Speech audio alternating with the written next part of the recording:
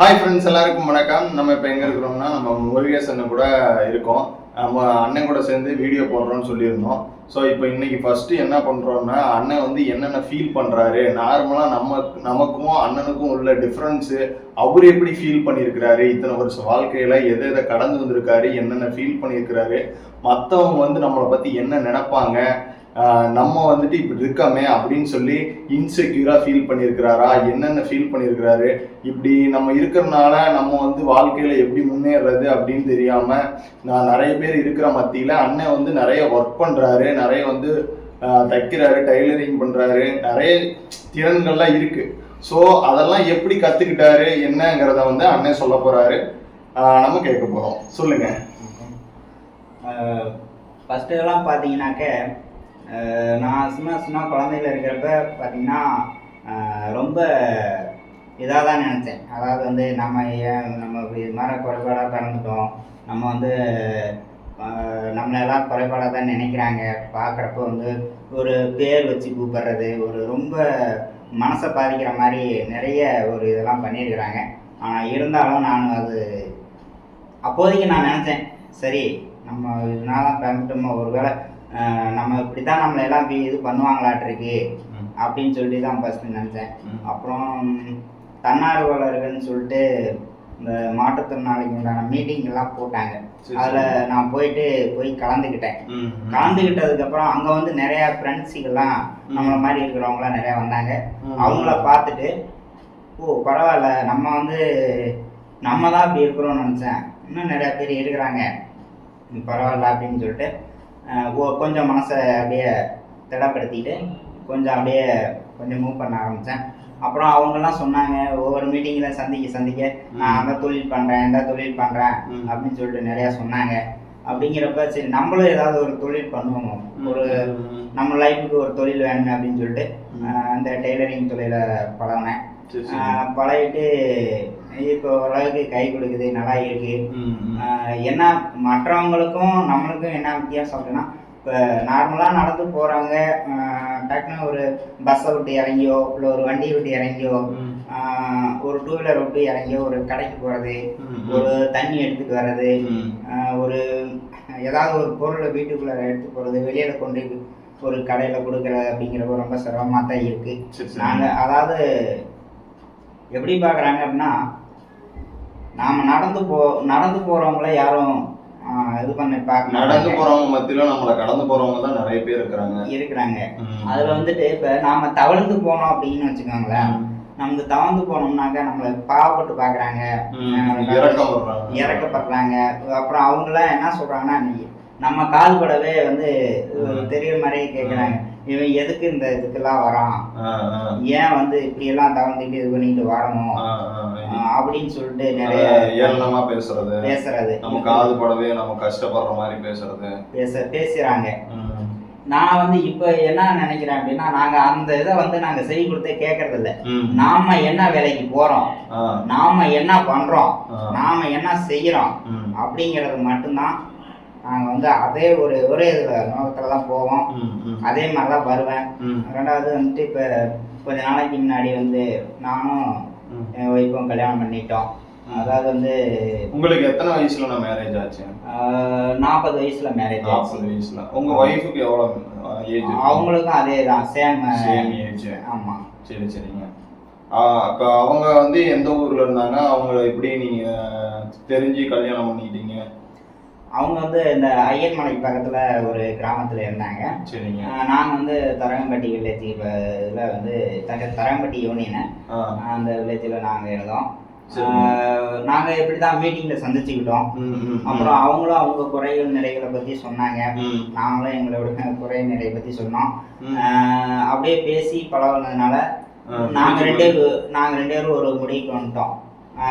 நாம் வந்து நமக்கு செய்யறதுக்கு யாரும் இல்லை, நம்மளே வந்து ஒருத்தருக்கு துணையா இருந்துக்கலாம். நம்ம வந்து கல்யாணம் மேரேஜ் பண்ணிக்கிட்டு நம்ம துணையா இருந்துக்கலாம் அப்படின்னு சொல்லிட்டு நாங்கள் 2 பேரும் தனிப்பட்ட முறையில் தான் போயிட்டு கோயிலில் கல்யாணம் பண்ணிக்கிட்டீங்க. ஆமா. இப்போ வந்துட்டு வாழ்க்கை நல்லா பீஸ்ஃபுல்லா போகுது? பரவாயில்லைங்க, இப்போ வந்து ஒன்றும் பிரச்சனை இல்லை, நல்லா இருக்கு. இப்போ நீங்க என்ன பண்றீங்கன்னா, இப்போ உங்களை மாதிரி இருக்கிற நபர்கள் இல்லாம இப்போ வந்துட்டு சாதாரண இப்போ சின்ன சின்ன பிள்ளைங்கள்ல இருந்து வயசு பசங்கள்ல இருந்து எல்லாருமே வந்துட்டு ஏதாவது ஒரு சின்ன ஒரு இன்சிடென்ட்டுக்காக சின்ன ஒரு லவ் ப்ராப்ளமு சின்ன ஒரு மனஸ்தாபம் வீட்டுல ஒரு சண்டை அப்படின்னா தப்பான முடிவுகளை சூஸ் பண்றாங்க. இவங்களுக்குலாம் நீங்க வந்து ஒரு அட்வைஸ் கொடுக்கணும் அப்படின்னா நீங்க என்ன மாதிரி அட்வைஸ் கொடுப்பீங்க? அட்வைஸ்ன்னு சொல்லி பார்த்தீங்கன்னா, இப்போ நான் வந்து அதாவது நடந்து போய் ஒரு வேலைகள் பார்த்து பண்ணி வாழ்க்கையில் சந்திச்சு வாழ்க்கையில் நிறைய சம்பாதிச்சு இந்த வாழ்க்கை இல்லைன்னா இந்த நடைமுறை இல்லைன்னா இன்னொரு நடைமுறை பார்த்துக்கலாம். அதுக்காண்டி வந்து ஒரு தப்பான முடிவுக்கோ ஒரு தப்பான இதுக்கோ போக தேவையில்லை. இப்போ நார்மலாக நடந்து போய் எல்லாம் பண்ணுறவங்களோட இப்போ நாங்கள் எப்படி சமாளிக்கிறோம், நாங்கள் வாழ்க்கையில் எப்படி ஒரு கஷ்ட நஷ்டங்களை சந்திக்கிறோம், அதை நாங்களே இந்த கஷ்ட நஷ்டத்தை சந்திக்கிற பொழுது நார்மலாக இருக்கிற ஆண்கள் பெண்கள் எல்லாருமே ஏன் அதை வந்து சந்திக்க கூடாது? அவங்க எங்களை பார்த்து நல்லா வந்து ஒரு இது பண்ணி வாழலாமே, இந்த மாதிரி தவறான விஷயத்துக்கு ஏன் போகணும்? தயவுசெய்து வந்து நான் என்ன நினைக்கிறேன் அப்படின்னா, அப்படி இந்த வீடியோ பார்க்குறவங்க எல்லாரும் எங்களைய பார்த்து நல்ல ஒரு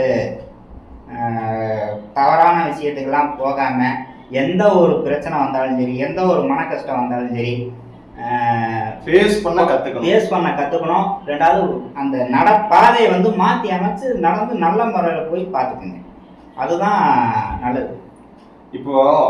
இப்போ அவங்களுக்கு வந்து இந்த இது அட்வைஸ் கொடுக்குறீங்க, அது வந்துட்டு அவங்க வந்து சிலர் வந்துட்டு நல்லபடியே எடுத்துப்பாங்க, சிலர் வந்துட்டு இப்போ ஏளனமா பேசுவாங்க.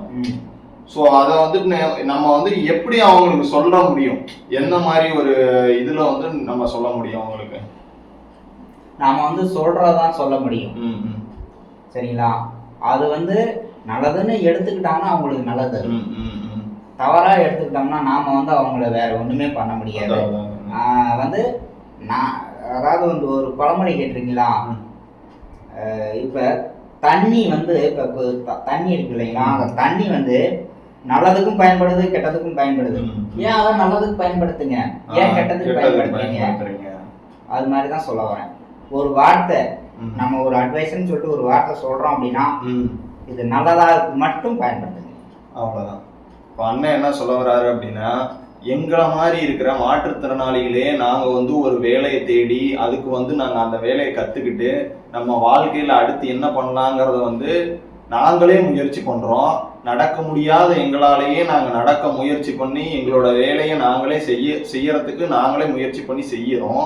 அப்படி இருக்கிற நாங்களே வந்து அடுத்த நாள் வாழ்க்கையை எதிர்கொண்டு நாங்கள் வாழும்போது, ஆனால் சின்ன சின்ன விஷயத்துக்கு லவ் ஃபெயிலியரு அது இதுன்னு சொல்லி நீங்கள் சின்ன சின்ன விஷயத்துக்கு சூசைட் அட்டன் பண்ணுறது, இந்த மாதிரி ஒரு தவறான முடிவுகளுக்கு போகிறது, போதை பழக்கத்துக்கு அடிமையாகிறது, இது எல்லாமே வந்து தவறுங்கிறத விட இவங்கள மாதிரி ஆட்களை நம்ம வந்து யோசிச்சு பார்த்து நம்ம வந்து திருந்தி பிழைக்கணும்னு நான் சொல்ல வரேன். இதுல வந்து என்ன நாங்கள் வந்துட்டு 2 பேரும் சும்மா உட்காந்து பேசிட்டு இருக்கோம் அப்படிங்கிறதுலாம் இல்லை.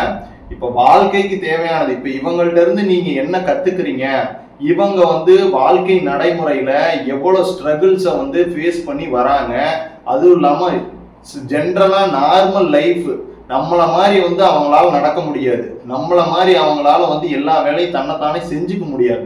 பட் அவங்க அதெல்லாம் தானே செஞ்சுக்கணும்னு ஒரு நினைக்கிறாங்க. ஏன்?